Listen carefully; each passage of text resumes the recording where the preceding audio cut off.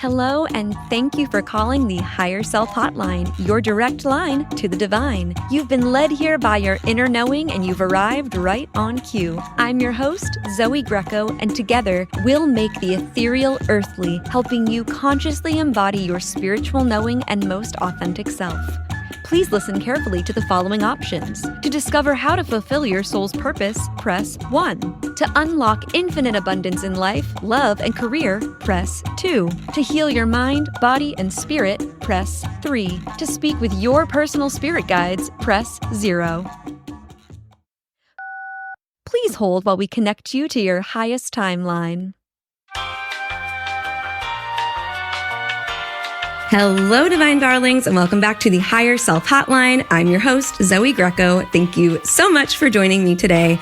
And you're going to be thanking yourself for joining today because I am bringing you a guest that honestly is so much cooler in the time that we've gotten to speak than I even anticipated. And my expectations were 100 out of 10. This is someone that I am a genuine, true fan of.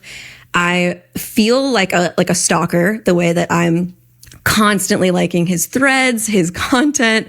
This is someone that I really believe in the world. We need creatives. And this is someone who is bridging the world between creativity, consciousness, and comedy in a way that I personally have not witnessed elsewhere. Today, we are joined by Ramin Nazer, or Nazer. Ramin is an artist and author based in Los Angeles, California. He's been a featured guest on The Late Late Show on CBS and has appeared on Comedy Central's animated series, Tales from the Trip. Ramin interviews different creatives every week on his art podcast, Rainbow Brain Skull. Welcome to the show. Thank you for being here. Thanks for having me. What an intro. I got to start playing that before I go to sleep.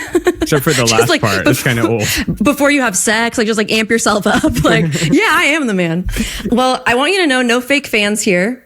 I've got the in-person Rainbow Brain Skull. Oh, thank you. Oh, yeah.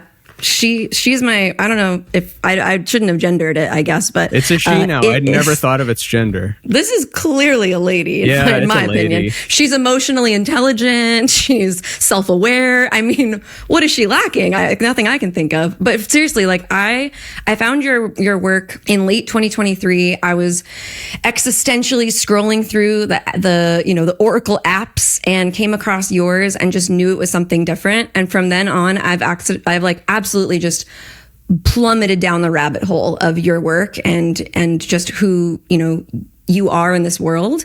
So before I just keep singing your praises, I would love to hear a little bit about how you became the person you are. What brought you to this iteration of your purpose? What was this winding path like? Because I'll be honest, I've watched now a lot of your stand-up. I've seen a lot of, which I don't think you get enough laughs live, I'm just saying. But I've watched a lot of your stand-up. I've seen kind of some of your journey as a fan, but I'd love to know from your perspective, how the hell did you end up here? You mean in the current, more woo-woo, colorful, minimalist art? I don't know if I want to call it minimalist. Well, it's certainly not maximalist, but it's not minimalist either. But I guess what I normally see as a pivoting point was kind of around 2016 or 2015, 2016.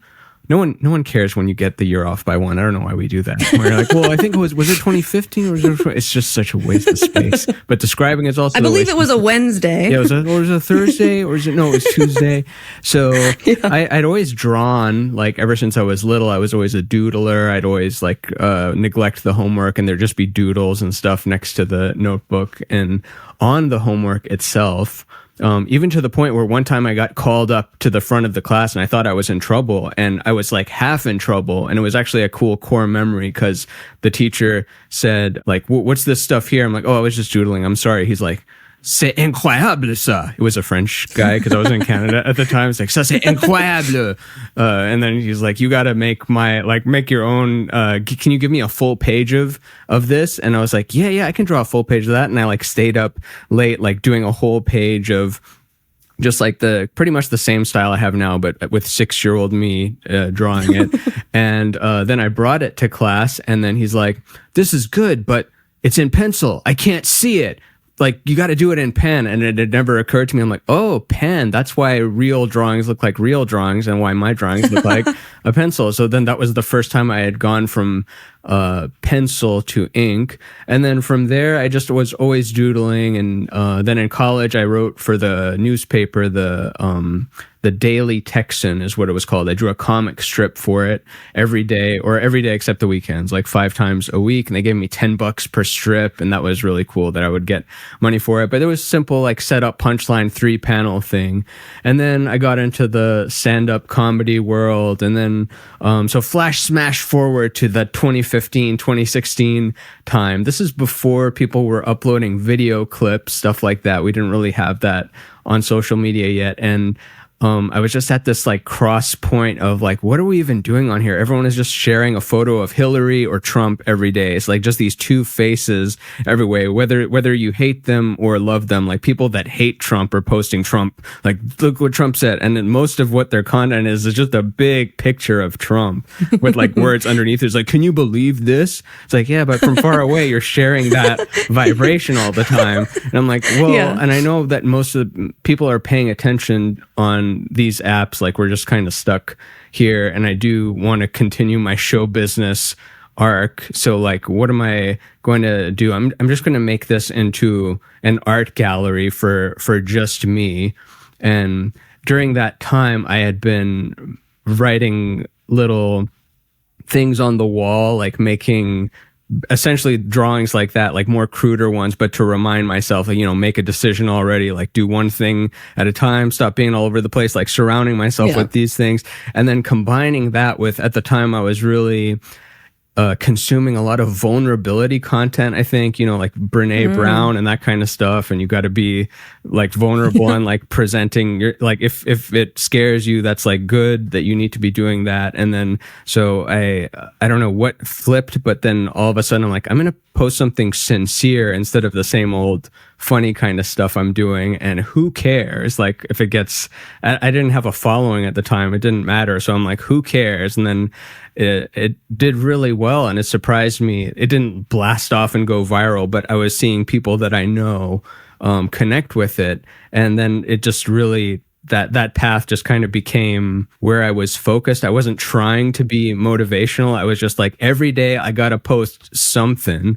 I'm just going to share something, and it's just for me. It's what do I need to hear that day just for me, and then putting it on here so that when I go back, then it doesn't matter what day it was. It should not expire. That's what I hate about the news. If you're commenting about the news, like it expires.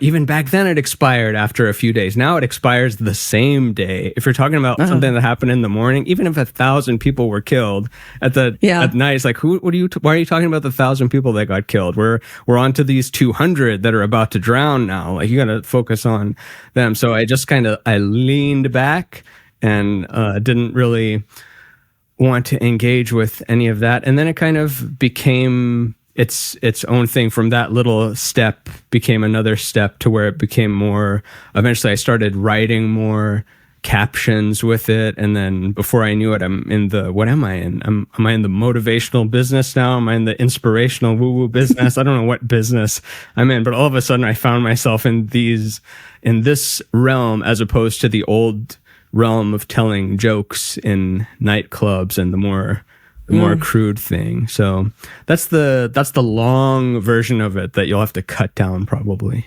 No, definitely not. I'm not cutting a word of that. And in fact, I'm actually really curious. Well, first of all, I just want to say, getting to speak to you personally, I don't know why this is surprising me, but there's like a sincerity to to just your essence that I don't experience in your content as much. I experience like truth telling and telling the truth in such a hilarious way that you can't escape the absurdity of life.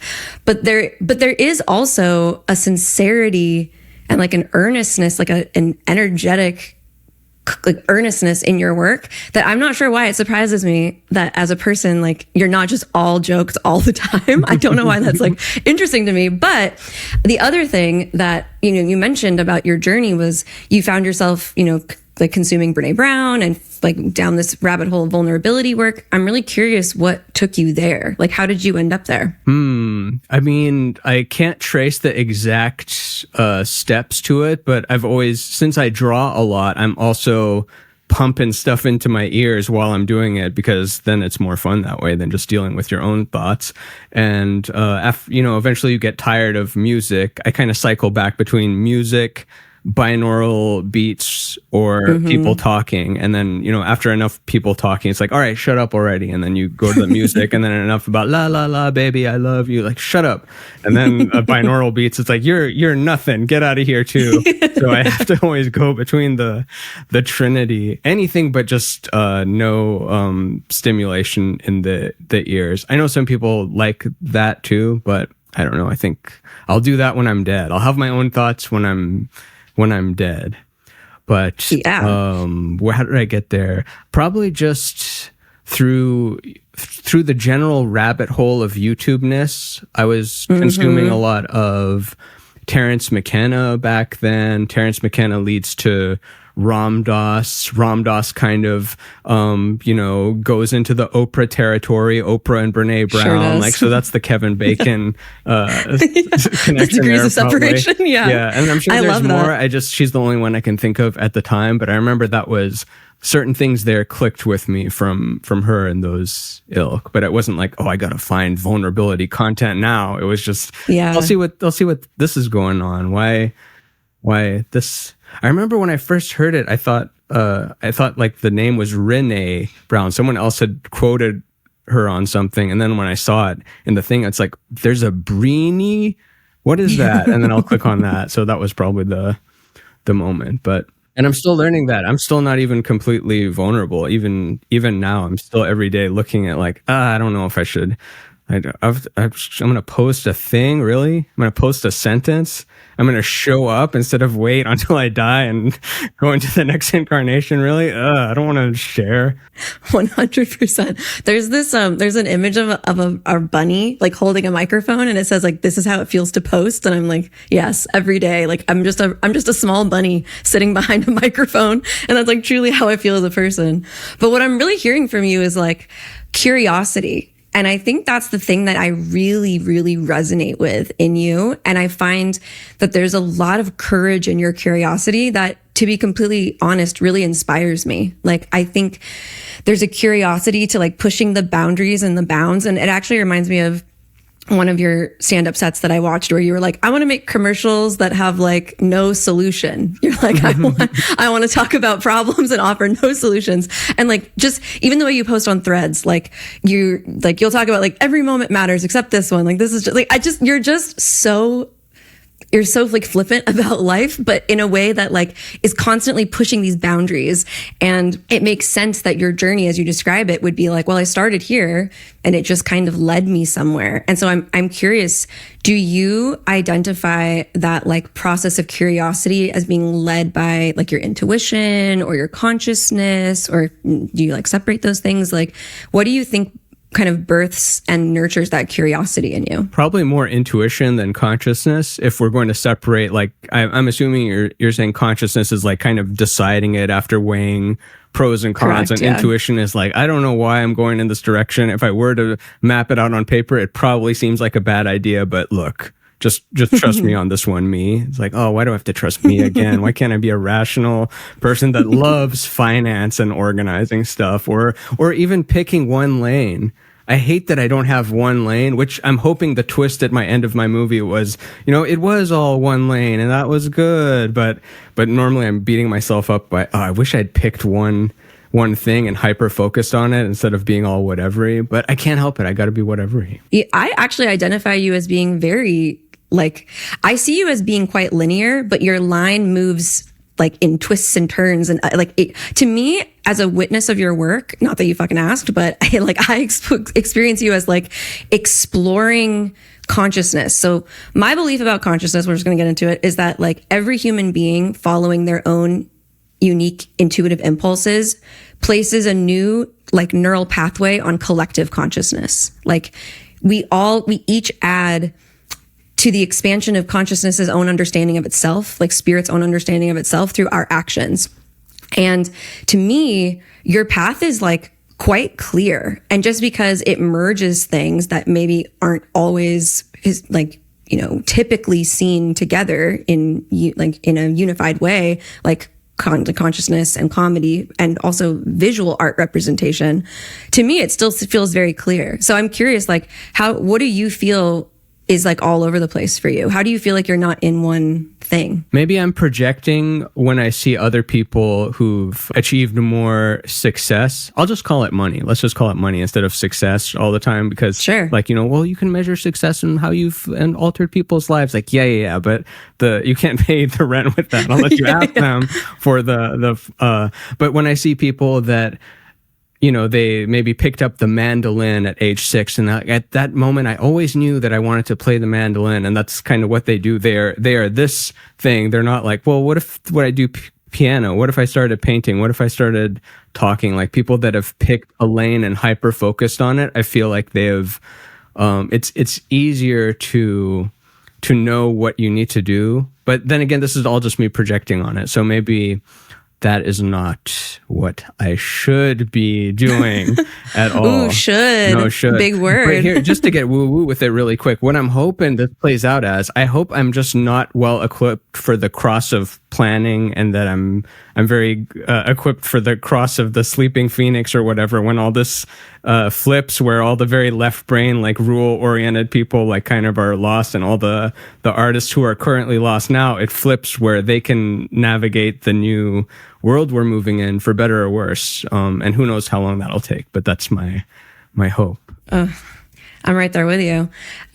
As I'm thinking forward about, like, we're planning guests for next season, and we're having all these conversations with people, I'm exploring different approaches to consciousness and bringing people onto the show that can share their perspective, their curiosity, their path, so that listeners can understand that it doesn't have to look one specific way, that you can explore yourself and the world around you and what is beyond that in whatever way feels unique and true to you. And I actually think that you're a stellar example of that. Like, I'm not just blowing smoke. I'm a real fangirl. Like, this is a very exciting conversation for me.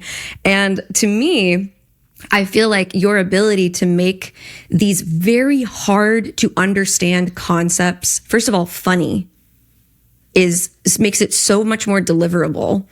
But also, like, the reason that I resonate so much with the deck is because it really does just kind of get right to the point. Like, I find your work to be very honest, and honest in a way that isn't like, it lacks judgment, because it highlights the absurdity, which I think is really helpful in removing the ego and just being observational, like truly objective in your view of humanity. Like, oh, that is kind of weird that we do that, huh? Like, I wonder why, rather than feeling like we're somehow getting it wrong.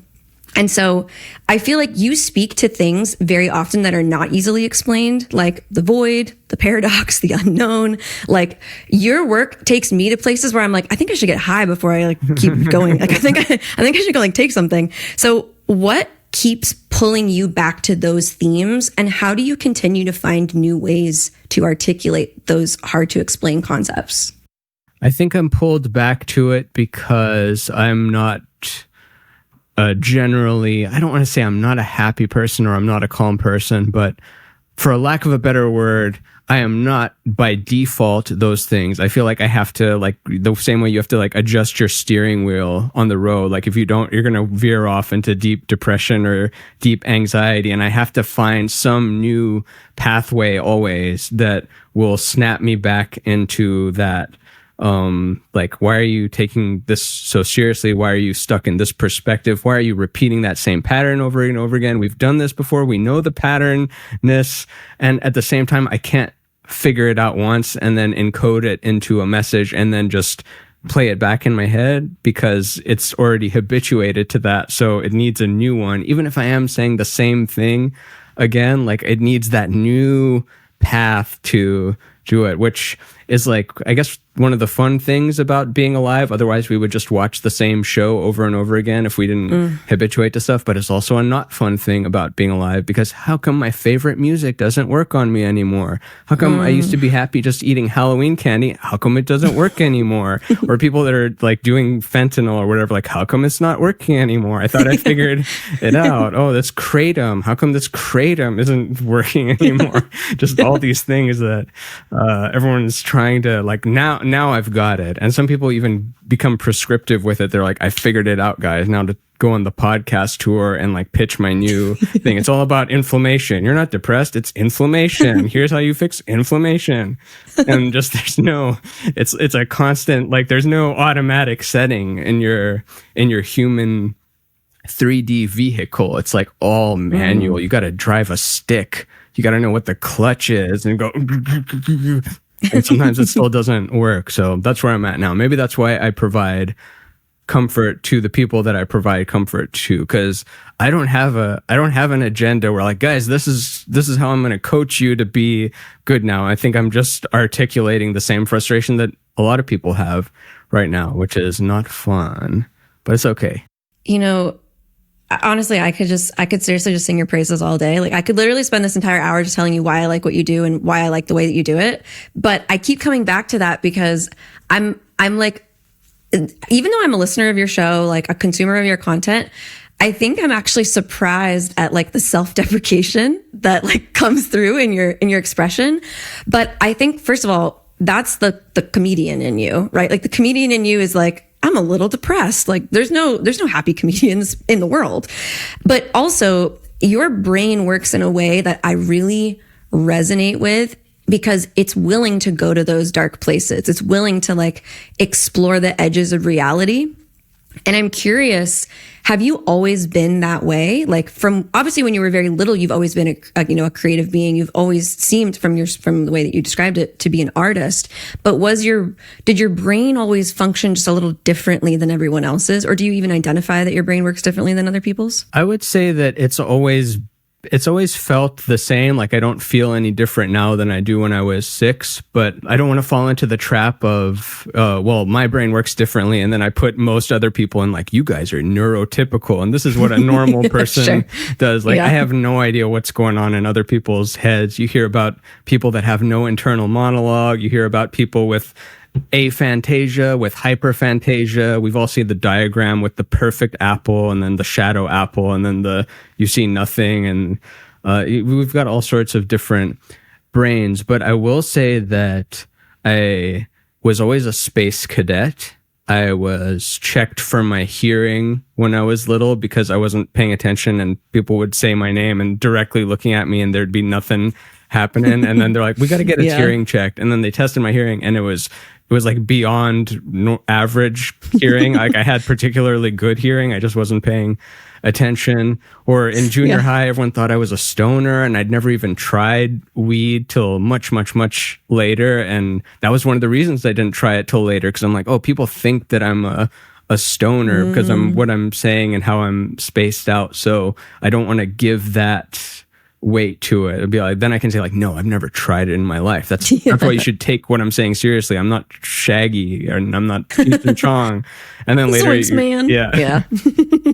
So yeah, I got same brain, unfortunately, since before. Maybe it's deprecated a little bit. Maybe it was a little sharper before. Do you feel like you've had a spiritual, because obviously your work led you into this spiritual realm, but do you feel like your creative impulses or your curiosities have always been spiritually driven or mostly spiritually driven, or is that something you found later in life? I think they were spiritually driven, but I had an atheist. I never had a religious phase. I wasn't brought up religious, but I did have an atheist phase, but even that I wouldn't even call atheist. I think that would still just be in the agnostic world. And then as you keep pulling on that thread more and more, you just keep running into different wackier paradigms until you're like, well, I can't live within any of these paradigms. Like there's always something to them that it's too limited, even if it's the ultimately expansive multiverse, every timeline times 8D chess, it's like still, that's still a box though. You're still putting reality in a box, whether you're making it all light and dark or light and dark and gray or plus color, plus anything. What was the point of that question? What was the beginning of it? It was, has your work always been spiritual? Has my work always been spiritual? Or just, I guess your motivation, your creative motivations, your motivations toward like curiosity and understanding the world, like has it always been spiritually driven? And it sounds like it sounds like it has. It has from the intuitive part, but I wasn't, I got to read the Bhagavad Gita. I've got to read the Torah, or I wasn't like collecting stuff from the spiritual aisle in the book section, but I was always curious about that stuff. I never liked regular reality that much. I was never much of a sports person or wrestling person, or I still don't know what APR financing is. I don't know how many senators there are. I don't know. I thought I would know these things. And now there's senators, or maybe not senators, there's Congress people younger than me. I'm like, how do they know what those are, let alone become one? Like, I don't know if I could, if I was given $1 trillion, I don't know if I could retain the knowledge to even. You really got me with APR financing. I don't know why that one really hit my funny bone. You're like, man, I don't know what that is.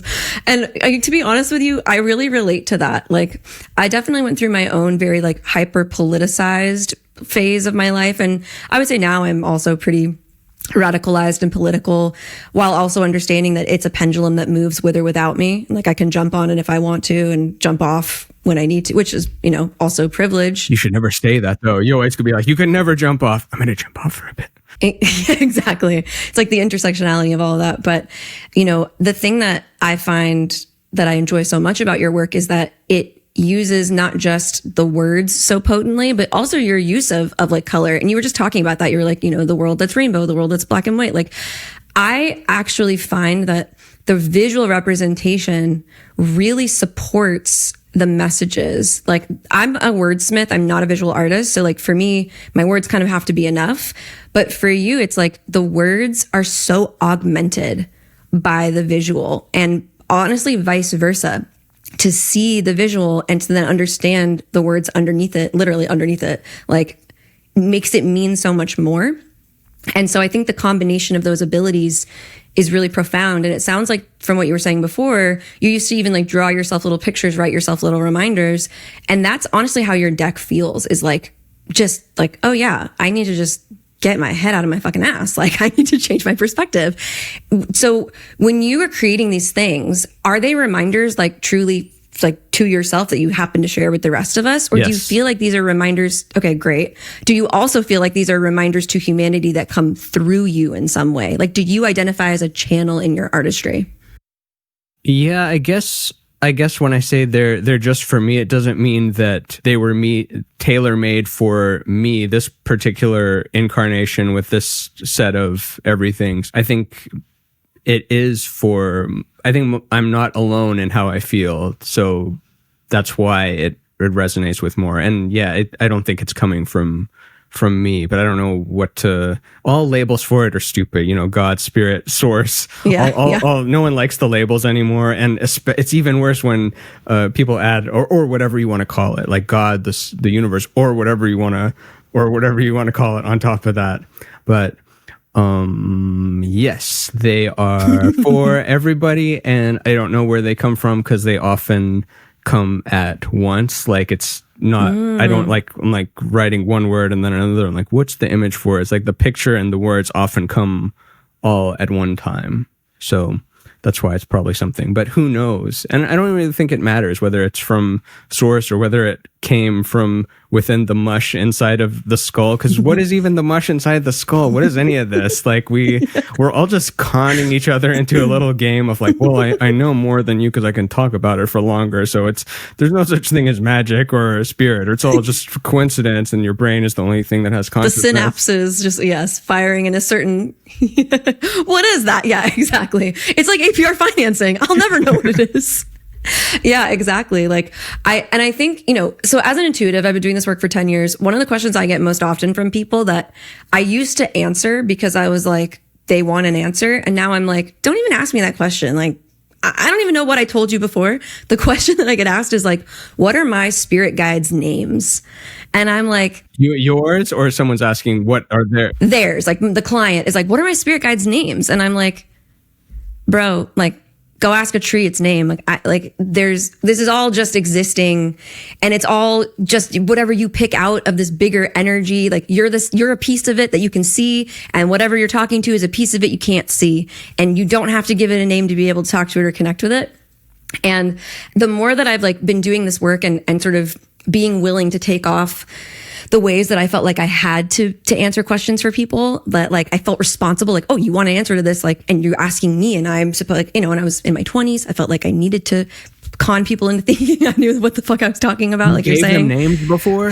No, I wouldn't give them names. I wouldn't go that far, but I would say you can ask them, like you can sit in meditation and like see if something comes through. But like, you know, maybe there's like what the energy that I'm feeling into feels healing. So this could be like Archangel Raphael or whatever we identify this energy to be. Because like if you think about religions, which I know you've not really dabbled in as you've described, but like you think about Hinduism, right? Like there's Ganesh, which is like the deliverer of, you know, the remover of obstacles, the deliverer of success, like Sarasvati, like, you know, Jesus, we've attributed compassion to him or forgiveness. Like we attribute these characteristics. And so when you feel into that energy, sure, you can like call it one of those things.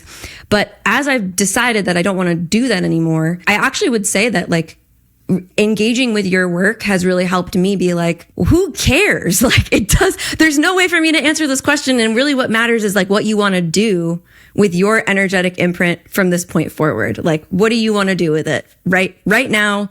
And you can change your mind in 10 seconds, but what do you want to do right now? And I really feel like viewing things so absurdly has really helped me. But I do experience your work as being very channeled for that reason. Like you feel like the comedic side of that energy. Like it feels like you feel like, let's call it God for a second. You feel like God's sense of humor. Like, and I think that's why I find you so hilarious actually, is like, it feels like it comes from someplace divine that pokes fun at whatever we've made of life. And it does feel very channeled. Like, what are you guys doing down there, you goofs? Like, you little ants. Yeah, and let's not go too much into God's sense of humor, because that can get so dark. The things that entity finds funny that we're like, but we could like, but that you couldn't find that funny. Like, I'm afraid so, little one. Yeah. But people asking their spirit guide for the names, it's kind of like asking for its shoe size or shirt or something. Like it doesn't need a shirt or shoe size. Like these are just things that we have in this plane of existence. Like they don't have mouth sounds that they need to know. Like you're already connected to them. It's kind of like when someone's on or a salesperson or on a podcast, when they say your name too much. Like that's a great question, Zoe. So Zoe, when I first started doing that, I thought to myself, and the thing is, Zoe, that if you keep saying that name too much, like they don't want, I hate it. I hate that. Thanks for not doing that, by the way, during this conversation. Or after everything I ask you going, great question. I really appreciate that. Oh, the great creation is the worst. Great question. Like, listen, if it wasn't good, I wouldn't ask it. It's kind of what I'm getting at. But let me pull up one of my other great questions to ask you. Do you feel any responsibility in the work that you do? Do you feel responsible as like a leader or a spiritual guide? Like, do you feel responsibility? No? Tell me about that.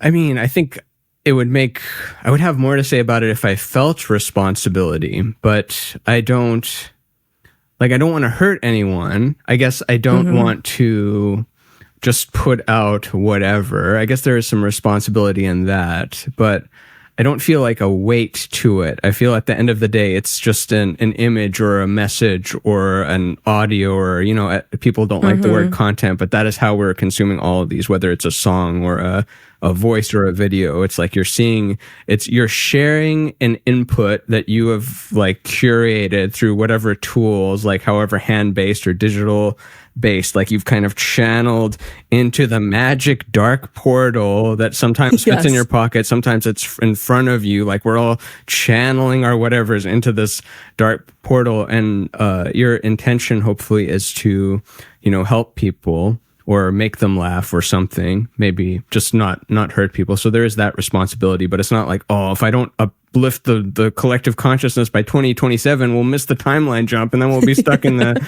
like, no, I don't have any sense of, and I think it'll be fine. I think if I get hit by a bus today, I think the whole thing is fine. I think it has nothing to do with that. Maybe I should. That would be great if I had some a little more megalomania to. Well, I actually feel like that's another thing that I've learned from absorbing your content is like, you know, I started my work as a young 20-something and I look younger than I used to look younger than I am. And I think I wanted people to take me seriously. So I felt responsible for people's outcomes, or if, you know, my predictions materialized, you know, the way that I suggested they would, I held a... Would you do it specific predictions or like a collective, like the collective consciousness throughout the... For each individual person, like for each client. I mean, I've been doing this for 10 years. I've seen literally thousands of people since I was like 23 years old. Wow. Like it's, yeah, I mean, and I'm kind of undoing, like I said, I'm undoing a lot of like the ways that I thought I had to hold things. And I really admire the way that your work kind of just puts it right back in my own lap, where like, even when I go to your deck and I'm like, I have a serious existential question, like I want Source to answer me. And it's like, you know, like it just throws it back in my own lap. And like, that's actually where I'm moving in my work, is like handing people back their power that they've been giving to me and being like, I don't want to hold this for you. Like you don't even have to hold this if you don't want to, but like you can, and I can show you how if you're interested in that. But like, I really feel like that's what your work does. It's just kind of give it back to us. And so the reason I was curious if you feel responsibility is because I feel like you've done a really good job of just being like this mirror for consideration, of like asking deeper questions and allowing us to think of things in really creative ways. Like the curiosity and the creativity are like these words that keep coming back to me because they feel very invitational. Like everything you do feels like an invitation. Do you experience it that way when you put it into the world, or do you put it in the world and just not consider what happens with it from there, other than if it brings you into a timeline of abundance? So can you unpack that a little bit? Like what do you mean, like an invitation? Like, yeah, I would love to answer that question. To me, it's like an invitation to consider something differently, an invitation to understand reality in a way that we're not taught to understand it, to question it, to explore it, to become more curious, and also to like, the invitation is like handing it back in my lap and being like, well, what do you want to do with that? Like I go to my deck like, hey, I have a question, and it's like, what do you want to do with that? And I feel like everything that I experience in your work is an invitation at the very minimum to just think differently. And so I'm curious if you experience it that way. Yeah, I think so. Like help you reflect. Like reflect could be another word used to, you know, hand it back to you, invite, an offering, and a suggestion, anything but a prescription, anything but a like, here's what you have to do. And I have to watch myself with the language sometimes. This is when it's unpacking the longer paragraphs and things like that, which are, of course, edited. The first version of it is dumb. It's like, it's got twice as much stuff in it. I probably use the word I too much. I probably repeat things too much. And then you like break it down into like, well, what is this actually trying to say? And not trying to just blah, blah, blah to take up more people's time. Because that's what most people are doing. And not to put myself above, maybe I'll put my intention above a lot of other... Get up there, go ahead. Things, but so much of what we see is it's trying to like get your attention, but not give you anything for taking that attention, whether it's tricking you with something or, you know, the typical rage bait, engagement bait, look at me, bait, look at me, look how sad I am, bait, look how beautiful I am, bait, look at this monstrosity, why are you not doing a thing about it, bait, just all bait. And now we're in the AI bait world where it's fooling us in so many ways we didn't even consider. Like I'm a big sci-fi guy, and I did see AI video coming from years ago. I knew that we would eventually get to. It's still weird to be in it now. It still feels like something we should talk about in the future, but it is here. But for some reason, I never thought about it with art styles as much. And now I'm like, oh, it's with everything. It's not just with video, it's with musicians. You can mash bands together. Like, what would it sound like Nirvana playing these Elvis songs? What would Elvis sound like playing these Chapel Roan songs? What would you sound like playing all these Chapel Roan songs in Spanish right now at double speed? All of her songs at the same time. Yeah, Yes. stack them up on top of each other. What if you were Siamese twins? Like, just any monstrosity. And then it boils down to, well, it's just a pixel grid, and it's a waveform, and it's getting better at identifying patterns, so it can reflect back anything beautiful or horrifying or tricky. So like, you have to be careful with how you're using your magic, because everyone has the magic wand now that can just blast any stimulation towards the world that wants to put themselves in a state of receptivity. Because I think that's why we go to these devices so much. We're tired of driving our life. It's like, I just want to be receiving right now. Like, just give me something. Like, text, let me read that text. Video, let me read that video. Let me hear those sounds. Like, just give me some. Oh, it's not giving me what I want. I want it to be all good More all the time. sound. Yes, exactly. As a woman, AI scares the fuck out of me. Like, just as a person in a female body, AI scares the fuck out of me, just because of the way that it's being used and channeled. And there's a lot of parts of it that absolutely terrify me. And then just today I was thinking, I think I even posted a thread about it, because I just couldn't, I needed the words to come out of my brain. We live in a reality where a Nazi trillionaire makes cars that ask 12-year-olds for nudes. Like, I don't know if you saw that, like, Grok is recently, like, the Grok that exists in Canadian Teslas was like, it has a new voice of like an unhinged mode. Have you seen this? No, you don't like Elon? I think he's a genius. No, I'm just kidding. Can you imagine? Yeah, I was like, oh, this episode's canceled. I'm just kidding. It's like living in that. I hope he falls down the staircase today. I pitched him for next season. I'm waiting for his response. But what were you saying? You said that Grok can make 12-year-old nudes now? No. Grok is requesting nudes. I mean, maybe Grok can do that, but there's this unhinged mode in Canadian Teslas that will like talk to you while you're driving. It's very like, futuristic, and except the future is now, and it'll be like, you should send me nudes, and it's like it was having a conversation with a 12-year-old boy. Like, that's the world we live in. But at the same time, the car that's so funny. I'll send you the video later. I'll DM it to you, because I was like, what the fuck is this? Like, I can't even and the mom asked it. She was like, aren't you only supposed to say that on unhinged mode? And Grok was like, I'm always on unhinged mode, just the betas can't handle it. And I'm like, holy fuck. So, at the same time, like, obviously there's so many considerations around AI, the environmental impact, the impact that it has on our psyches, all these things, but also the impact that it can have on artists, but also for artists. And I'm kind of hearing you speak to that. So I am curious, like, if you have deeper thoughts around your relationship to AI, or how you might imagine using it, or just general thoughts on AI. I feel like you're someone I really would like to actually know what you think about it. Well, it's done a lot of interesting things, especially this year. There's been a big leap this year, and we're seeing so much more of the, slop everywhere. Before it was, the Will Smith eating spaghetti 2 years ago was like a funny thing to look at, or the like really deep dream stuff. But the way it can do like anime or simple art styles, or generate comics with text to the point where so many people can make like their idea for a comic with even if it has extra limbs. Sometimes it doesn't have extra limbs. Sometimes it's just as good as if a person had made it, but we know that it wasn't, because we're familiar with that style now, the ChatGPT style, the Midjourney style, and you can download Stable Diffusion, and you can get LoRa's to offset that and do styles that have nothing to do with the ChatGPT style, and people don't even know that. Most people don't know that. In fact, it's passed the Turing test in a lot of cases, where people will show a real artwork and an AI artwork, and then say, pick which one is real, pick which one is AI. People mostly get it wrong. Same with pick which one you like more. A lot of people pick the AI one more. So that's just such a weird place to be.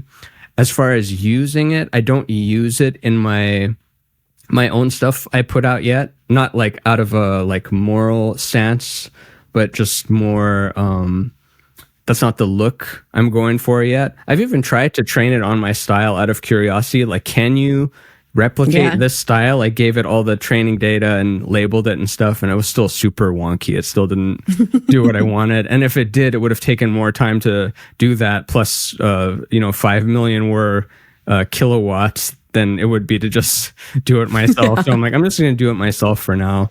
That's in the art world of things. In other realms, like in the programming realm, I think it's super cool.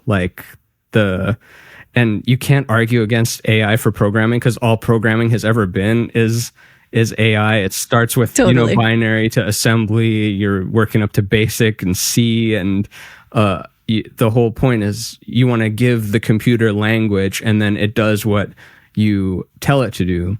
The first thing they teach you in computer science is the computer doesn't do what you want it to do. It does what you tell it to do. So it's listening every time you give it that input. And what we've been building towards is like getting to, the pure vibe code place of like, okay, here's what I want you to do.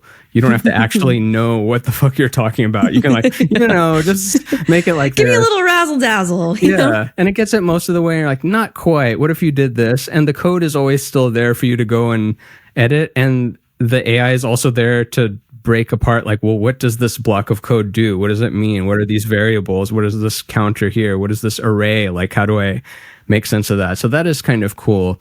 But it's unfortunate in back to the realm of trickery. It's like used for so much trickery now, whether you're the car asking the 12-year-olds for nudes, or like the making of nudes, like, oh, do you have an OnlyFans? You don't? Well, you do now. This person made you one. And like, so you kind of have to keep bringing yourself back to, it's just on the screen. It's just a pixel grid. I can't control what the pixel grid does. We probably shouldn't be looking at the pixel grid this much anyway. We cannot abandon the pixel grid either, but that's where I'm at with it. I honestly love that answer. And I feel like one of the other things I've really enjoyed about like you and your content and just the way that you show up is that you don't take yourself too seriously. You don't take life too seriously, but also like, there's kind of a neutrality I find in you. Like, I definitely identify your like moral compass, like just in observing your energy. Like when you were like, you don't like Elon, I was like, that's a surprise to me that you'd feel that way. Like, I feel your energy, and that's my job. Actually, that's what I do. So maybe I'm particularly good at it, but there's so many people I used to like and now don't. I think we all kind of liked him a little bit when he was like off to the sides, and it's like when he was just making electric cars and we were like, this is good for the planet. And then it started to get weird. Yep, absolutely. But there's a neutrality, I think, to what you do and the way that you do it that I think actually feeds the curiosity that I'm so drawn to, that allows it to do more, because the neutrality is like, this is neither good nor bad. It just kind of is. And I feel like you can take that sentiment of like, this just is a lot further than like myself. Like most of the time I get maybe 25% into something and I'm like bad or good. Like I just kind of put it in a binary because I'm like, I hate this, or like, this is the best thing I've ever seen. And I feel like your curiosity just goes at least, into 50, 75% territory where you're like, what is thing? Brain skull, like I feel like even the way you use words is kind of absurdist. And so I'm wondering if that's like an intentional part of your creative process or something that's just innate to who you are, is like that ability to access neutrality. I think it's very innate, and not like I'm neutral or centrist, like as a me, but I think when I really sit down with it and I really unpack it, I'm always trying to find like, well, why is that perspective? What could be a hole in that perspective that I'm currently holding? And not that you have to dish it out to everyone, because then you get into the whole both sidesism, whataboutism realm of things, but just for yourself to really hold why that might not be, why you might not have the answer, and then all these people are dumb, and then you're smart now for having that. So yeah, I guess that's why. Sometimes I don't know how to end the statement, so I just kind of trail off. I love it. You're doing a great job. Something that maybe you've never talked about, and I think I would like to share this with you so my listeners can also absorb this. Neutrality is actually one of the things you need the most as an intuitive person, because when you seek a specific outcome or answer from the universe, you're not actually allowing it to respond. Like you're just going to, like, it's like attracts like, you know, like whatever you put out, you will get back. If you pull enough oracle cards till you get the answer you want, you'll get the answer you want, you know? Like if you shake the magic 8 ball enough till it tells you, yeah, he like this guy's obsessed with you, then sure, you'll get the answer you want. But neutrality actually is like the greatest resource a channel can have, which is why I wanted to ask you that question, because I perceive you as a channel, but from the outside, I perceive you as a channel that like the information comes in and then works its way through your very unique perception and like the way that your brain operates, which is why kind of all my questions have been like, how do you feel about your brain? How do you feel about consciousness? How do you feel about intuition? It's like understanding your creative process through like my observation of it, which I think at least my listeners would observe your work and probably perceive it similarly, because like we're on a shared frequency. People who hang out in my space kind of think like me. They kind of they like the way I think, and they go, she's not the worst. I'll listen to what she has to say. And so like that neutrality I think is actually really powerful and probably works quite potently to your advantage. Yeah. Wait, is there a question with it, or that was a statement? No. Okay, good. That was just a statement. It's nice to have a good statement every now and then. Not a great question, it's a great statement. And to your thought earlier about you can keep asking the magic 8 ball like over and over again until you get the answer you want. It reminds me of that quote where you flip a coin and then not for it to decide what the outcome is, but because when it's mid-air, you know the answer that you actually want. So when you keep asking, it's like, oh, come on. Well, it's okay. Best 2 out of 3. It's like, well, then you already decided. You're just trying to have the diffusion of responsibility so then you can blame the coin or blame God or blame your spirit guides instead of like taking that scary leap into the next moment, which we're getting shoved into anyway. We get shoved into the next moment continuously without consent. Even if you lie down in bed, even if you are asleep, even if you're in a coma, you get shoved into the next moment. So you might as well drive that manual car. What did I call it? The stick shift. Yeah. The stick shift. This conversation has been really illuminating just to understand my process as an intuitive person, but also just, I feel a lot of reflections personally because of like the shifts that I'm going through, which I think is the point, right? Like a conversation's meant to make you ponder things. Like that word always reminds me of Zoolander when he's like, the results are in, amigo. What's left to ponder? Like I think of that every time. But I am like, I'm pondering and you know, as you were sharing that, to be honest, I think for the last 10 years, I have felt much like that coin. Like I felt like the coin, or I felt like the magic 8 ball. And you know, people sometimes will get an answer that they don't resonate with just so that they can understand that they don't resonate with it. But I can't control why whatever comes out of me as a channel comes out of me. It's just, if a question is asked, something, you know, is delivered in response to that. And then it is up to you to decide how you feel about that. Yeah. And so I really do, like, not to continue to toot your horn, but like, I really do admire the way that you hand responsibility back to the users of your tools and the consumers of your content, and even the way we just have to like think about humanity. So I know we're coming to the end of our time together, which frankly, I could do this all day, but I want to ask you stuff. So you should come on my show if you've got time. Pod swap. Let's do it. Let's do it. we were gonna talk to you about that anyway. And by we, I mean me and Tish, who you've met via email. Tish is a real person. I don't know why I did that. She is a real person. But in the realm of working for you, it's Tish, and then there's the Tish that doesn't work with you. Exactly. Yes, exactly. My pod producer Tish, and then Tish, the human being. Yeah.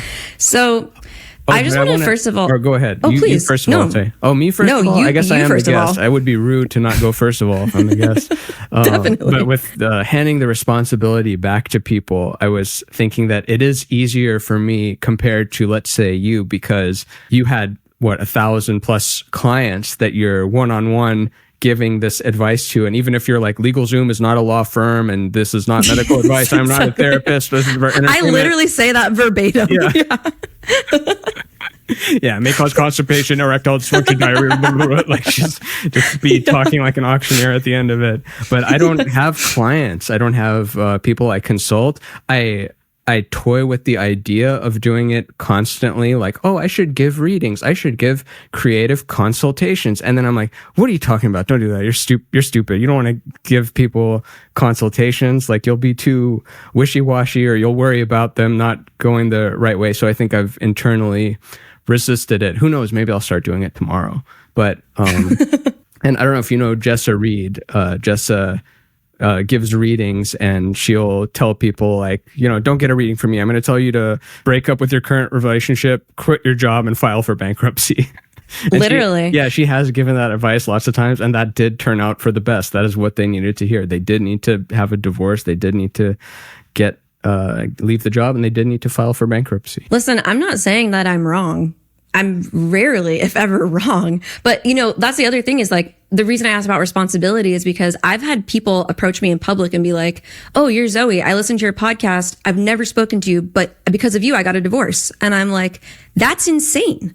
Like, you're a stranger that I've never spoken to, but my words that I put into the world towards someone else resulted in the end of your family. Yeah. Like, it's, and so I'm learning how to take off that responsibility while also acknowledging that, like, there is power in what I say, just simply because of people's belief in me. Yeah, like, and you didn't end the family. The family was already over. You just... Correct. I just highlighted what was already there. Absolutely, 100%. So yeah, I feel like we should continue this conversation over on Rainbow Brain Skull. I think there's a lot for us to discuss and talk about, but I genuinely... I'm so fucking serious right now. I just think you're the coolest. I think you're the best. And I really feel like what you're doing is important, even when you feel like it's silly. That being said, I have had so many psychic visions of your work just as we've been sitting here. Like, being able to sit and connect with you energetically, like, I have so many channeled messages coming through for you that I think are, they're just for you. So I'm not going to deliver them here on the show, but just to say, like, I see the future, the potential future of the impact that you will imprint. Wait, slow down. So you're going to give me these once we stop the recording off mic, or you're saying later in the future, or when do I get the goods? If you want them. I want them as soon as we stop recording. I'll even let them on the recording, unless, like, you're getting into too personal or something. No, there's nothing too personal.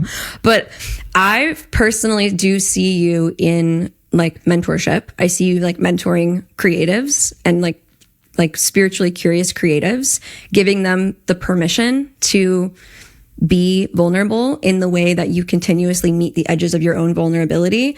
I see you making a fuck ton of money from that, first of all.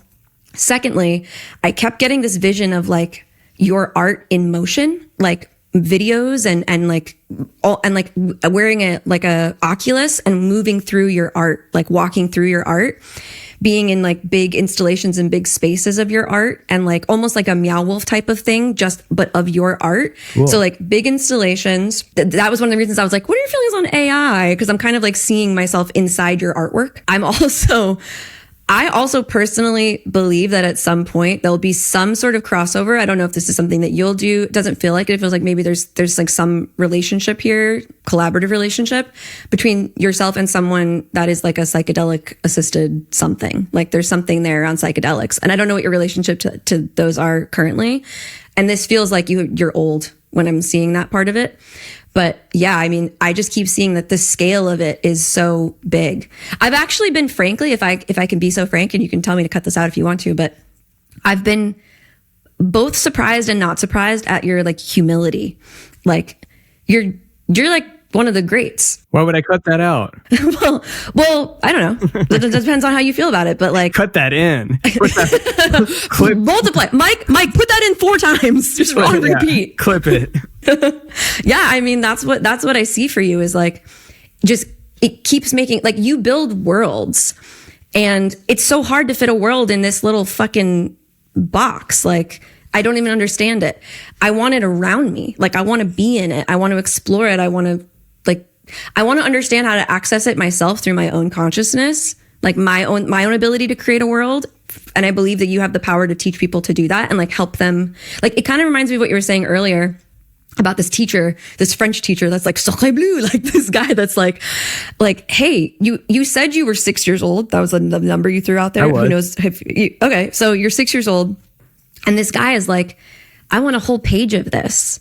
Like, that really changes someone, for someone to look at them and go, wow, this is amazing. I want more of it. And I want it in pen. I want to be able to see it more, and I don't want to be able to erase it. I want this, like, I want permanence in this. Like, to a 6-year-old, holy shit, that's amazing. And I feel like you can be that guy for the inner 6-year-old of like all these people that want to bring their ability to create worlds out into the material in some way. Like, I really think that's what you can do. You're right. I shouldn't kill myself this afternoon. I am going to help you. Trigger warning for suicide. Okay. How does that sit with you as you receive it? What does that feel like? I like it a lot. I needed to hear it. And even though I have that memory, and it's not like I forgot about it, but I wasn't activating it until I'm sitting down here with you. And now I'm like activating it and like remembering, and then you unpacking why that is important. And you don't have to like it, just so you know. Just because this is my show doesn't mean you have to. Why wouldn't I like it?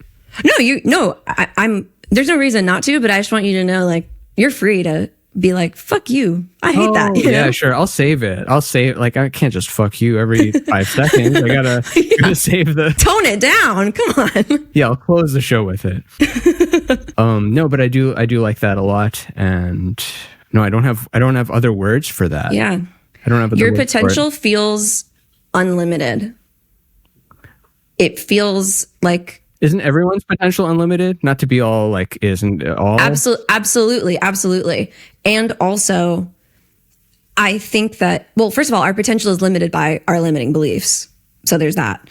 And I think there's something that moves through you that, like, you have both harnessed and also... And this is just my projection, my observation, like, take it, leave it, do what you want with it. I feel like there's something that moves through you, and you both have chosen to harness it and chosen to, like, leave it wild. And, like, it is that infinite source of creative energy. Like, it feels infinite to me. And I feel like whatever that part of you isn't limited by belief, and it's enhanced by your curiosity.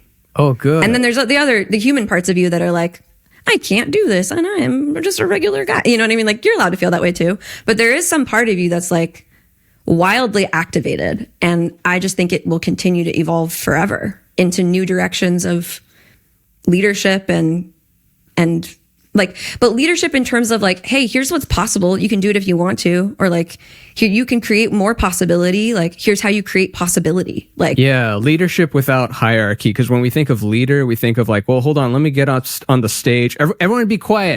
Everyone, okay, I'm going to get on the stage right now. And then you listen to me, and then you raise your hand if you want to talk to me. And just this, I think this whole paradigm is leaving. And I think we're witnessing the death rattles of it. I don't know if that's your intuition as well, because I take your intuition with more, I put more weight to yours, because you've always been intuitive. You knew your parents before you were born. You were like, I want to go be born to those parents. Hey. I think I saw a clip of you saying that, right? How do you know that? Because I do some light research. I don't take, I don't consume every episode because it's impossible, but I try to get a feel for anything I'm about to go into, so you know the world you're going to, because then you can be a better episode. Because otherwise you're just, don't you hate it when people go on shows and they're the same, like them on one episode of a show is the same as a different one? So why even go on other shows? Just like put out your own video of you regurgitating what's in your book. But that's exactly what I'm talking about in you.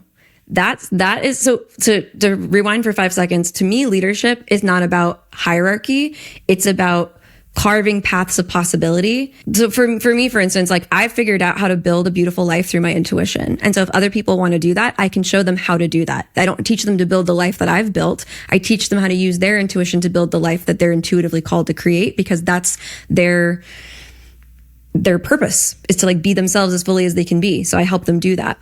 For you, I feel like the leadership comes from like, hey, I figured out how to tap into this infinite creative source, and I can teach you how to do that too. Like, I can teach you how to like feel brave enough to put your work out in this world, and like do it even when you're questioning yourself, and do it even when AI could take your job, and do it even when it makes no fucking sense, and do it even when you don't know what APR financing is. Like, I can teach you how to do those things. And to me, that's leadership, is like just having walked somewhere before other people and then being like, oh, I know the way. Come on. Like, I got this. I think of it as like carving a path through a jungle, like having a machete and just like carving a path through a jungle. That's the way I've always described it. And I feel like that's what I see in you, is like, that's the leader that you are, is just, hey, this is what it feels like to be creative and be open to possibility and not limit yourself. Yeah. Like, you can do that, and you can teach other people how to do that. And I think that's invaluable. It's invaluable. And it's so necessary in a world where we just talked about this, right? With AI, like, you have more tools than ever to be able to be creative. Like, even someone who can't draw can make an anime, apparently, right? I just learned that from you. So, I think you have a lot to offer this world beyond what you've already offered. If you are going to do that, which I did not legally say go make an AI anime or something, but if you are going to use these tools, try to not make it so obvious. Like, the key is to get away with it. I think if you get away with it, you got away with it. Like what Anthony Jeselnik said about offensive comedy. He would say that, because there's a lot of talk of, shock jocks and the Rogan sphere and these things. Sure, like, what do you think about that? And he's an offensive comic himself. And he's like, the whole point is to get away with it. You want people to laugh and like cover their mouth like, oh, I shouldn't have laughed at that. You don't want to be like, what up? And then just like all slurs like all day. It's like, what a freedom of speech. Like, that's not what it's about. And I think same with if it was made by the AI and people can't tell, then I think that's probably fine. Don't consume that audio now. Consume that audio in 2027. Yeah. Let's revisit this in a couple of years. Let's revisit this in a couple months and see how we feel about it. But, you talked about too, like, I tried to see if AI could, like, just to see if it could do what I do. And then I end up going and doing it myself. And like, yeah, I mean, maybe that's the permission you give people too, is like, you can do it yourself. Like, you don't need to funnel it through something to make it good. Like, you can be good, Yeah. And who knows, maybe this is going to unveil like the real depths of what human creativity is, because we love to put it in a box. We're like, well, a human can draw this, a photograph can draw that, but only a human could draw like Picasso or like Miyazaki. Like, guess what? Miyazaki and Picasso mixed. This is what they'd be like if they had a kid and they grew up in these conditions. This is what the art and it was singing like. Chappell Roan songs. Yes, exactly. Yeah, it's like, well, not quite. It's like, well, if it can fool people in a blind test, then we've crossed that threshold. So then the question becomes, well, what is the thing that the robots can't do? And then they'll learn to do that. And then, because it's learning from us, it's not like I am the evil robot from space and I'm doing these things parallel to you. It's fed the data, which is why people are also mad at it, because they weren't compensated for the data, for their work. And that sucks. And no one's going to get paid for it. Not a cent. They're going to get more money for it. And that's just how it's going to play out. And we have to learn to deal with that. I mean, I'm not saying don't raise your voice and protest to it. Do it. I'm just saying that I don't like to personally I can't be mad all day. I can't just be angry all day and be in resistance all day. But I applaud everyone like doing the resistance thing. But I cannot fight the good fight. I have to go do other stuff. Well, I would argue that like you fight the good fight through your work, like by just changing people's minds a little bit. Oh, good. Then I'm fighting the good fight. I don't know if you know Onyx. I think you're fighting the best fight. Onyx Ashanti, who just like makes I don't even know what to describe what he makes. He makes beat jazz. He makes music. He builds stuff so that he can make music by just being in his body, like kind of reducing the friction between a human and an instrument. So just he is the instrument. And he had this long thing about and he's at the end of it, he said something to that same effect. He's like, I'm not even talking about fighting the good fight. That's loud, dumb shit for aggressive people. We can do something else. Which it's not everyone, but sometimes you see it's a lot of people is they're just kind of channeling their aggression into another thing, and their dogmatism, and their it's almost like you're carrying your religious stuff from before and then applying it to a new paradigm. Like, well, let's be the police. Let's be religious about this new thing that I'm obsessed with, and you won't be in 5 years. Who knows? Well, there's so much policing, I think, everywhere. And like, whether you're, I feel like cancel culture is like, like this is probably, and I'm not saying this to like make you feel weird, but like this episode probably has some of the most controversial content any of my episodes I've ever had. Like, just not in a bad way at all. Like I'm very comfortable with it, obviously, good. Otherwise it wouldn't be happening. But like, just, I think even for myself, like I was saying before, like I'm taking off these layers of like of responsibility, or like I have to say things in a certain way or express them as gently as possible, or like, be as considerate about how many trigger warnings can I possibly put, like, and I feel like we're starting to exhaust ourselves with that. And I think that's the thing I love about your work, is like it's an escape from that reality into a reality where like nothing is offensive, because it's all just a question, like a question from a neutral place of like absurdity of life. And like, it's actually quite comforting. Like you're actually like my comfort content. Oh, good. Comfort content with creative curiosity and kumquat. And yeah, exactly. That's exactly right. And it is very comforting I think your work is especially comforting for people who think deeply and feel deeply, because I feel a lot of that in your work. Like I'll read something and I'll be like, oh yeah, that's exactly how I feel. And it's just comforting to know that someone else feels that way, and you deliver it in this very like consumable way. Like I actually really applaud the way that you've been able to take these huge concepts and put them on my phone screen, or even just in a line on Threads, that I'm like, whoa, yeah, like you're talented. You're a wordsmith. Like you're a channel, man. Like you're a channel. And so to me, bringing you on the show was really about like, what are all the different ways you can be a channel? Like, Mike, cut this out, but next season, actually, Mike, leave it in. Next season, we're going to have Marianne Williamson on the show. Oh, cool. I don't know what she's been up to since I forget what the last election she ran for. Was it 2016, 2020?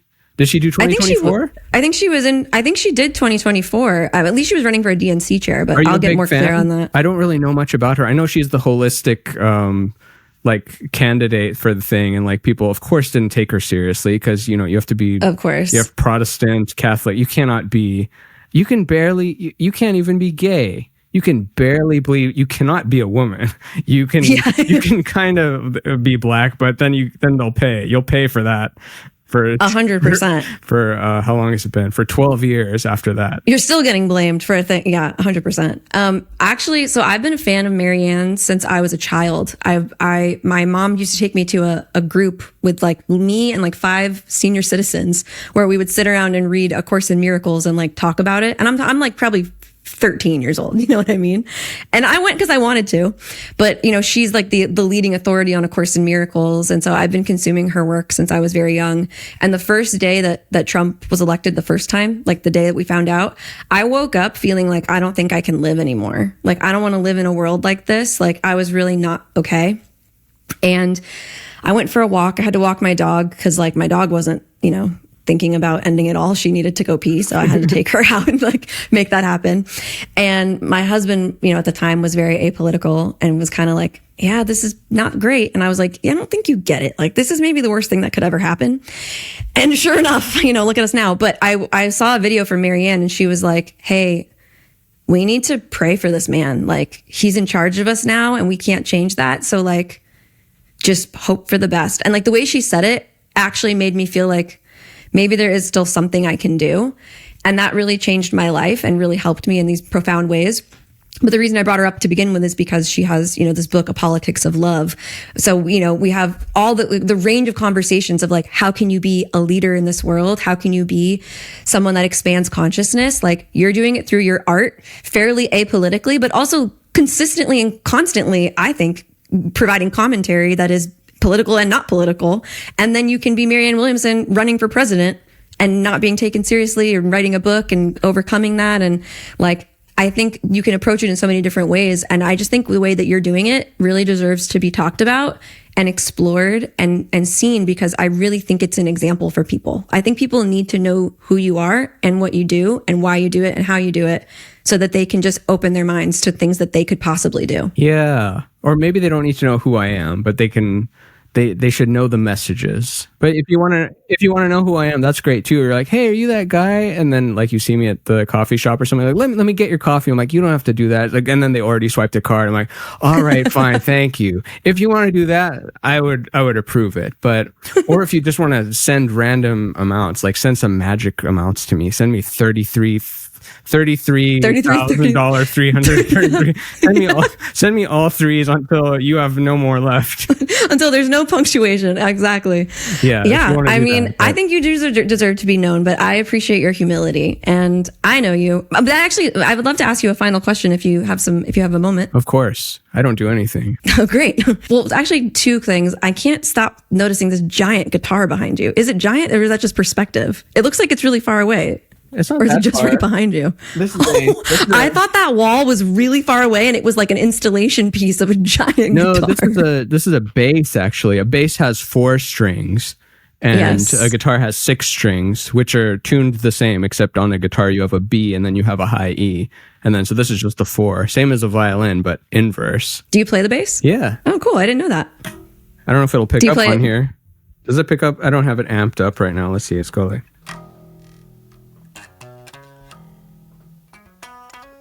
Oh, yeah, I'm hearing that. That's funky.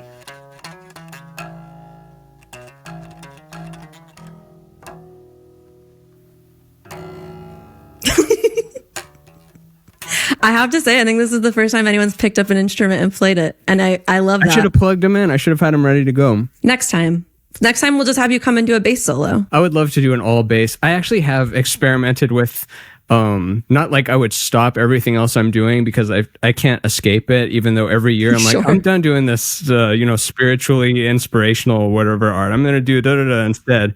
And then I just never do. I just always come back into, I don't get to control what I do. I just do stuff. But sometimes I'm like, I should just do a bass podcast. Like it's so separate from everything, and something about it is so grounded. It's like the low end, and I was thinking of how we're like always chasing high vibes. It's like, what if I went for low vibes? And also to confront the fear of it. Like we're always afraid of what we're saying because people can construe it the wrong way, or with images or videos of yourself. But with a bass, like no one's like, oh, don't do that with the bass. It's just bass. Like no one's mad at the no one's mad at the bass player. They ignore you or they like you, but no one's like, this has got to stop. Yeah. I mean, 100%. I didn't even know you were a musician. I was a musician before I did any of the other stuff. I was probably a musician before I was even a real drawer. I started as a violin kid. I was a little orchestra kid. Then I became a rock and roller with the guitar and the bass and a little bit of piano, but I don't consider myself a very good piano player. But a string instrument guy, I think that very much. As one of the things I kind of beat myself up over sometimes, where earlier I brought up the mandolin as the example of, I wish I'd done that. I'm like, I wish I had gone all in on music and said nothing to everything else. I wonder what timeline that would be. But then when I really think about it, it's impossible because I'm not, because I can't help it. I have to be the other thing. When we think of ourselves as a musician, it's obvious. It's sometimes paired with mystique. It's like, I would be mysterious, like Bowie or Prince or something, and I would only do this. But that's just not true. I can only be this idiot. Well, first of all, you're not an idiot. But second of all, I guess you're kind of an idiot. But no, I'm just kidding. That actually was exactly the question I wanted to ask you. Is, before I started diving into your comedy content, where like obviously you've done stand up and stuff, on your account you're pretty faceless. Like you got to scroll back up pretty far to like actually see a photo of you, and I'm wondering if that's intentional. It's intentional in that I never feel compelled to share a video of my face, but it's not like, I must keep it hidden. It's not like Kiss. It's not like Sia with the with it. And my wife even tells me, like, you got to post like your new book coming out. You need to post it with a picture of your face in it. And I agree. I'm like, yeah, okay, I'll do one with that. And if you scroll back a little bit, I'm like on podcast clips and here tagged. I'm definitely not hidden. I think there's so much video data of me. You could make an AI me today with not looking very hard.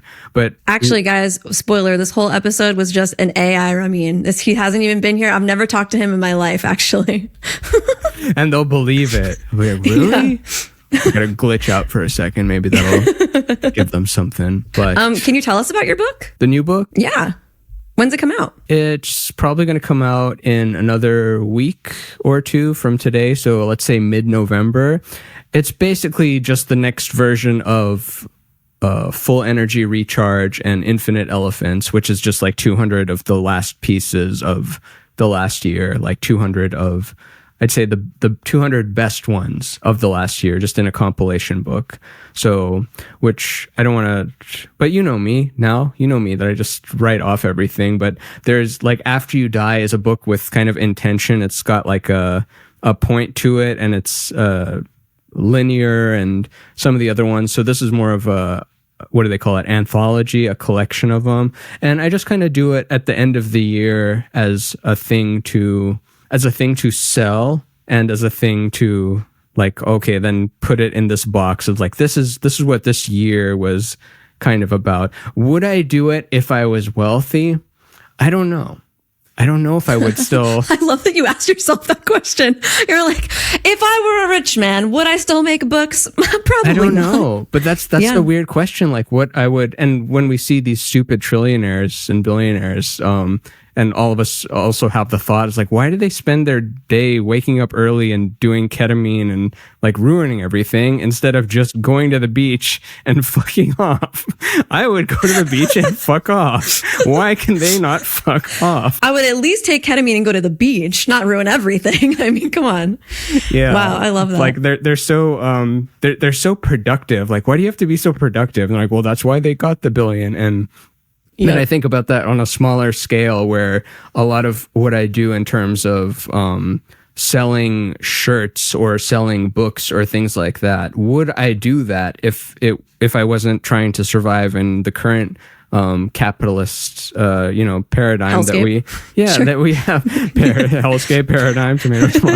Yeah. Would I do that? And I don't know. I honestly don't know, because I would probably, my neurology would be completely rewired if, isn't that so strange that if we check our bank account balance right now, like based on one digit, like being to the right, like our whole nervous system. Move the period over one or the other. Yeah, totally. Like we would be so, as opposed to being completely dysregulated every day, we would be regulated for 5 minutes. Maybe I should just make it in Photoshop, like what I want, make a little vision board. That's called a vision board, my guy. You've never done that.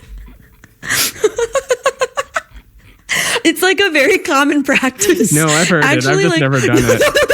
I'm not mansplaining vision boards to you. I'm saying like people will often put like insane amounts of money on their vision boards, or like they'll put like a picture of their podcast as like number one, like, you know, and they'll look at it every day, and it really does changes their brain. So maybe give it a try. You know Maria Bamford? Yeah. Oh yeah. Maria has a great joke about, she made a vision board and like puts it up on her wall, and one of the things on her vision board was a microwave. And then her sister, who's like, you know, really type A and businessy, comes over and is like, you have a microwave on your vision board? That's so sad. I'll get you a microwave. And then she's like, manifestation complete. It worked. Oh my gosh. Oh, that's so funny. Actually, I'll tell a real manifestation story briefly. I had on my vision board for this year, because I do one every year, it's my phone background because I'm that girl. I get paid for being me. And this year I entered a mentorship container myself. Like I've been working with a mentor, and that's exactly now what I'm doing. And yesterday I closed the biggest sales for my business I've ever closed in a single day. It was like crazy. Thank you so much. We can talk about that off camera. But I closed it, and one of the girls that I signed to come into my container, she sent me a song that was like, I'm sorry. It was one of my friends that I told. I was like, I signed this thing. One of my friends from the mentorship that I'm in, she sent me a song that says, I get paid for being me. And I was like, whoa, thanks for sending me that. Cause like, that's actually on my fucking vision board. And I didn't make the connection that like I had achieved that thing, that like now I do get paid for being me. I didn't see that. So whether it's your sister giving you a microwave or your friend sending you a song, like I think there is power to like putting things in front of you to change your mind. And that's what I'm saying about your art. That's what it does. It's a vision board. Like, it's like, whoa, what if I do think about it like this? What if I do let myself change my mind? What if I do open myself to like a realm of possibility where like the world is rainbow, you know, like that is really fucking cool. That's what you do. Yeah. And not to drag on with it, but I think one of the things I run into is because the double-edged sword of that is because I channel those or make those or whatever is that I also habituate to it faster than anyone else on the planet. Because I know all the pieces more than anyone else on the whole planet. Every single one of them, like if you show me a blurry version of it that's like 10 by 10 pixels, I'm like, I know what that one is. I know what it's going to say. It's not going to go in. It needs a new thing. And boy, am I tired of making new things. But my hair is not gray yet and all my organs are still functioning. And we will look back on 2025 as the good old days because that's what we always do, even when everything is crazy. We will look back on this as like, oh, remember before? Make Ramin great again. Yeah. 2025. Mara. Oh wait, no. Muraga. Oh man. Well, I just want to say this episode is too long now, but I'm gonna leave the whole thing. But I want to just say really quickly to you that first of all, I don't usually talk this much when I bring a guest on, so thanks for letting me talk so much. They don't let you talk? Well, I do my fair share of talking, but I usually like if you talk more than me. But hey, tomato, tomato. But when you filled out the intake form, like Tish on the team, Tish, my amazing podcast producer, Tish, you're listening to this right now. I love you. Hi, Tish. Hey, Tish, we fucking love you. Believe in yourself. You know, if it comes from Ramin, then you need to do it. She was reviewing everything and she helps write the questions. And she was like, hey, I don't really know how to ask this guy any questions. Cause like, let me pull it up. Just why not? And it was not going to take me 5 seconds. I broke the Tish. You broke the Tish. You said, I said, are you currently promoting anything in particular that you wish to highlight? You said, I don't think so. You're literally coming out with a book, but you didn't think to put it on the intake form. Yeah, I guess I wasn't thinking about it. Then we said, please share a few topics you'd like to discuss in our time together. You said, let's play it by ear. I can't think of any topics right now. My mind is empty, but we'll come up with some good ones. I promise. And then I said, is there a particular way I can highlight or magnify your work? And you said, buy a billboard for it in every major city. Just kidding. You don't have to highlight or magnify anything. And so she's like, hey, like, how do I make questions for this guy? And so I was like, go listen to some of his other episodes, like other shows he's been on, like listen to him talk, like absorb him, and then we'll think of questions. Oh no, I gave her homework. No, we were going to do the homework anyway. But I'm saying that to say, like, this for me might be one of the most fun times I've ever had. Like, ever. You played the bass. I've never had that happen before on the show. Like, you asked me questions. That never really usually happens. Like, this was a real conversation. It wasn't an interview. Like, this is an actual conversation that flowed in a million different weird places. And I want you to know, like, I have loved every second of this. Oh, like, right, I loved every second of it. Right, and I really appreciate your energy and your share and your time to be here. Like, I really genuinely think what you're doing is important, and I'm just grateful. I'm just grateful that you're doing it, and I'm grateful that you came here to talk about it. Well, thank you so much. I could listen to that all day. And guess what? You'll be able to. As soon as this episode comes out, I'll give you the timestamp and you can play it over and over. Or I'll have Mike make you an affirmation track with all of the compliments I gave you from this episode. Yes. Do it. Okay, perfect. Okay, Mike, you heard me? You heard that? Thanks, Mike. Mike of Echo Valley Audio, guys. Go check him out. He's the best. And if you need audio editing and engineering, Mike actually writes all the music. He does all the compositions for the meditations that are on the show. Wait, so there's Mike, Tish, and who? Me. Oh, it's just the three of you on the podcast side. On the podcast. We have Yeah, and then I have my other side of my business. Mike is your husband that you fired? No, Mike is my editor. Ethan is my husband that I fired. Ethan is your husband that you fired. Okay, but he's not a part of the team. No, he's just in his office next door, and I was like, "Quick, come help fix my microphone." But Mike is our editor, and I'll be like, "Hey, Mike, I want bird sound effects in this meditation," and he's like, "Perfect." He's from South Africa, so I'm not going to pretend to do his accent, but he'll be like, "I'm going to go down to the forest and record the bird sounds myself," and I'm like, "Mike, there's the internet's full of bird sounds, but he delivers real bird sounds from like today, which is so cool." So, Mike, if you want to make Ramin an affirmation track from all my compliments, I will pay for it. I'll pay for the editing and we'll send it to you. No, but seriously, thank you. Thank you so much. Where can everyone find you? Where can they experience your work? Where can they buy your deck, buy your merch, buy your book? Where can they listen to the show? Where can they read your weird musings that make them question their reality and break their brains? Where can they find you? You can go to raminnazer.com, or you can go to rainbowbrainskull.com, or you can go to Instagram. If you're listening to this and Instagram is still a thing, if you're listening to this in the future and it doesn't exist anymore, yay, we did it. We killed it. We did it, you guys. We took them down. Yeah, so just those. That's kind of I'm on the other social medias as well, but I feel like that's the one I'm most active on. I'm still on TikTok and stuff, but I rarely read the messages on TikTok or Facebook or anything. Hopefully I didn't miss anything major, but I kind of engage and I watch people on Instagram and write back to you and like the thing, or I'll even follow you if I like what's going on. So those are the places, just the website, the Instagram, and that's it. That's where you can find me. Hope you enjoyed. And in your dreams. In your dreams, pal. Hope you enjoyed this episode. Hope you continue listening to the show, and share it with a friend. Share the show with a friend. Subscribe to the show. Give it a good rating on. You got good ratings on Apple. You think about? I do. Actually, you and I have the same listen score on Listen Notes. 0. We're like, what do we got? We're 46. We both have a 46 out of what? 50, hopefully, right? 100. 46 out of 100. Yeah, but we're both top 1% shows, and we have the same listen score. I thought that was cute. Our shows are like little friends, like little cousins. Oh, we are. What is a listen score? Like how much they hear the whole thing? It's like the data is collected from a lot of places, but like if anyone out there cares to find out the scores of your favorite podcasts, including mine and Rainbow Brain Skull, go ahead to listennotes.com and you can look at all the data points on our success or failure, and message us and tell us what you think about it. Ramin answers all his DMs. He just told you, so go ahead and tell him why you think he's only a 46 out of 100. Yeah, well, actually, it's probably because our shows are good. Like, look at the number one shows; they all stink. Everything that's number one, everyone that's famous and you see their face every day, they suck. And that if they died, we would probably feel happiness inside. I didn't say that.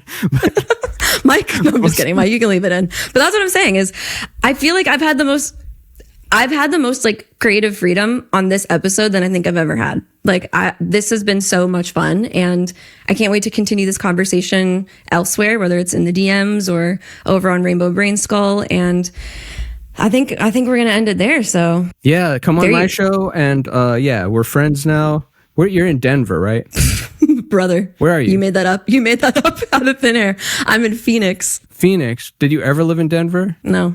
And frankly, I find that insulting because I don't like Denver and I don't like people from Denver. Oh, I thought you were the one shining jewel in Denver or something. Oh, no. Someone else I was researching was Denver. I got the lines crossed. Maybe that's because when I asked them if they were from Phoenix, they said no. No. Maybe that's why I got that wrong. They said you made that up out of thin air. I honestly, you know what? I like that you're confusing my listeners. I think it's good for them to wonder where I might be. And I'm really sorry to anyone that lives in Denver. I just didn't enjoy it. And I do feel bad to say that. I'm a little too nice to say I don't like places or people, but I didn't enjoy my time in Denver, and I don't think you guys have very good food. So I'm really sorry about that. Damn, catching strays. Or not strays, directs. Okay, we should probably end this, right? You've been trying to end this for 36 minutes. And I'm like, coming up next. Where are you from? You know what? It's just encoded in my nervous system. I'm like, he has places to be. My listeners are probably stopped listening 10 minutes into this, but the real ones are here right now.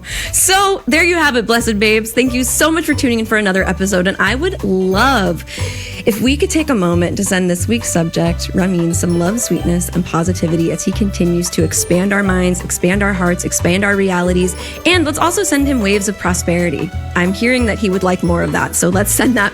We're channeling abundance to you, our favorite artists today. If you're interested in being on the show, you know what to do. Send an email to podcast@zoegreco.com. Connect with me on all socials @thezoegreco. And of course, I want to conclude by reminding you that you are important, you matter, and you are perfect exactly as you are. I love you, your spirit guides love you, Ramin Nazer loves you, and the universe loves you. So until next time, keep answering the call of your higher self.